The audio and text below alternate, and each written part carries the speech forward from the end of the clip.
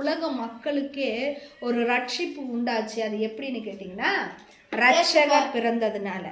ரட்சகர் பிறந்ததுனால ரட்சிப்பு உண்டாச்சு. ரட்சிப்பு இப்போ எங்கே உண்டாயிருக்கு அப்படின்னு கேட்டிங்கன்னா, எதில் உண்டாயிருக்கு அப்படின்னு கேட்டிங்கன்னா, இருதயத்தில். இப்போ ஆத்துமாவில் ஒரு ரட்சிப்பு. மனுஷன் எல்லாரும் நல்ல சுதந்திரமாக தான் சுற்றிக்கிட்டு இருக்கிறான், வெளியில் பார்க்கறதுக்கு சுற்றிக்கிட்டு தான் இருக்கிறான். ஆனால் உள்ளத்தில் எப்படி இருக்கிறான் அப்படின்னு கேட்டால், ஏதோ ஒரு காரியத்தை அடிமைப்பட்டு தான் நிற்கிறான். ஏதோ ஒரு காரியத்தில் அடிமையாக தான் நின்றுருக்கான்.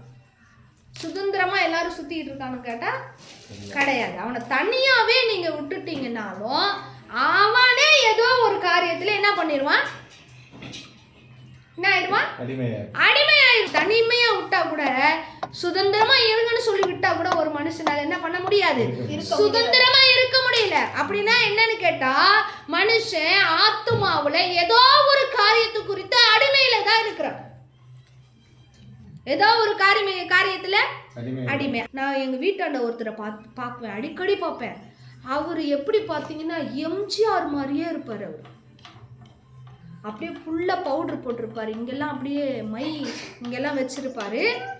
லிப்டிக் அடிப்பார் என்னன்னு எனக்கு தெரியாது, ஆனால் பவுடர் போட்டுட்டு நான் அப்படியே இந்த சுட்ட முடி எம்ஜிஆர் மாதிரியே இருப்பார். எம்ஜிஆர் மாதிரியே போவார். அடிமைத்தனம் பாருங்க.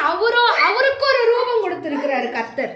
அவருக்குன்னு ஒரு ரூபத்தை கொடுத்துருக்கிறாரு, அவருக்குன்னு ஒரு அழகை கொடுத்துருக்கிறாரு, அவருக்குன்னு நல்ல ஸ்டைல்னு ஒன்று கொடுத்துருக்கிறாரு. அவரால் என்ன பண்ண முடியல, பயன்படுத்த முடியல, அதை வெளிக்கொண்டு வர முடியல. எதை வெளிக்கொண்டு வர முடியல, அவருக்குன்னு கொடுத்த அழகையும் அவருக்குன்னு கொடுத்த ஒரு ஸ்டைலையும் அவரால் வெளியில கொண்டு வரதுக்கு முடியல. அடிமைத்தனம் இதெல்லாம்.